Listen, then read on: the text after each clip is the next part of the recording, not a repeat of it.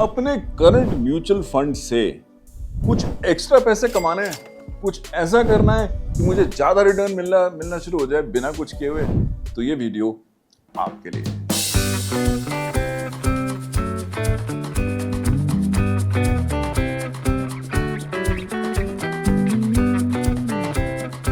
Hi everyone, welcome to the Sunday Express with Pankaj Dhingra.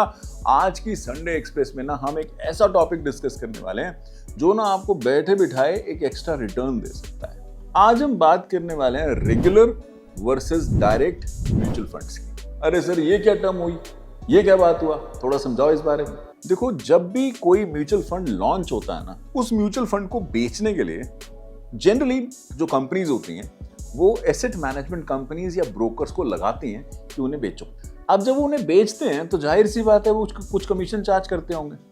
तो जब वो कुछ कमीशन चार्ज करते हैं ना, तो वो जो फंड्स बेचते हैं ना, उनको बोला जाता है रेगुलर फंड। रेगुलर फंड माने जिनके अंदर एएमसीज या ब्रोकर की कमीशन लग रही है। आपकी जो एक्सपेंस रेशियो है ना उस फंड की, उसके अंदर इन सब की ब्रोकरेजेस बैठी हुई हैं और वो माइनस होकर आपको रिटर्न मिलता है। ये होते हैं हमारे रेगुलर म्यूचुअल फंड। जबकि जो डायरेक्ट म्यूचुअल फंड होते हैं ना, उनके अंदर ये ब्रोकरेजेस नहीं होती हैं। इट इज जस्ट लाइक कि आप डायरेक्ट मैन्युफैक्चरर से खरीद रहे हो, आप डायरेक्ट म्यूचुअल फंड खरीद रहे हो, उस बीच में कोई भी ब्रोकर या एएमसी नहीं है। इस वजह से डायरेक्ट म्यूचुअल फंड के अंदर हमारी जो एक्सपेंस रेशियो होती है, क्योंकि ये ब्रोकरेजेस नहीं होती हैं, तो जो एक्सपेंस रेशियो होती है वो कम होती है। इसलिए जो हमारा रिटर्न होता है ना, वो ज्यादा होता है।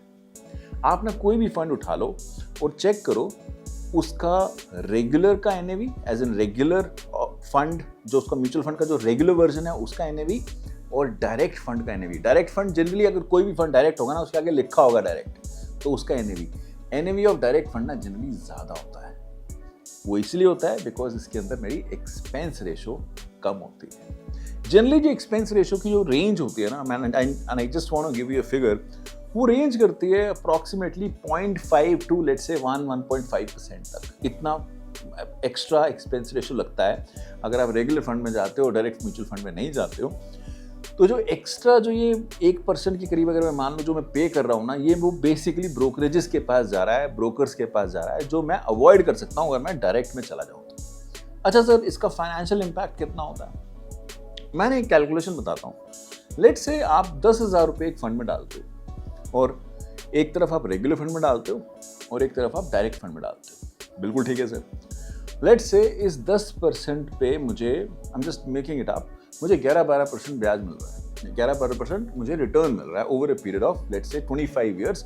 मैं 10,000 रुपये महीना डालता जा रहा हूँ। बिल्कुल ठीक है सर। अब ये 25 साल के टाइम में ना, जो आपको रेगुलर फंड देगा विज़ावी जो आपको डायरेक्ट फंड पैसा देगा, उसमें डिफरेंस होगा अप्रॉक्सीमेटली 20 लाख रुपए का। 20 लाख रुपए आपको डायरेक्ट फंड में ज्यादा मिलेंगे। मैं अप्रॉक्सीमेट अमाउंट बता रहा हूँ, अज्यूमिंग कि 1 से 1.5% का मेरा जो डिफरेंस रहता है इन टर्म्स ऑफ मेरी एक्सपेंस रेशो, अगर मैं उसको इंक्लूड कर लूंगा तो इफेक्टिवली मेरे 20 के करीब लाख ज्यादा बन जाएंगे अगर मैं डायरेक्ट फंड में होता। है ना मेरी ये out of the box income. तो रेगुलर फंड में मुझे इन्वेस्ट करना ही क्यों है? अगर आपको ज्ञान है कि आपको किस फंड में इन्वेस्ट करना है, अगर आपको पता है कि आप मैनेज कर सकते हो उसको, जब निकालना है जब डालना है, तो बहुत रेगुलर में जाने की जरूरत ही नहीं है। फटाफट से डायरेक्ट में चले जाओ और जाके ज़्यादा इनकम कमाओ सेम फंड पे। बिकॉज जो फंड होते हैं ना, चाहे वो रेगुलर हो या डायरेक्ट हो, ये इन्वेस्ट एक ही जगह करते हैं, एक ही सिक्योरिटीज में करते हैं। वही फंड होता है, नाम सिर्फ 2 जगह है।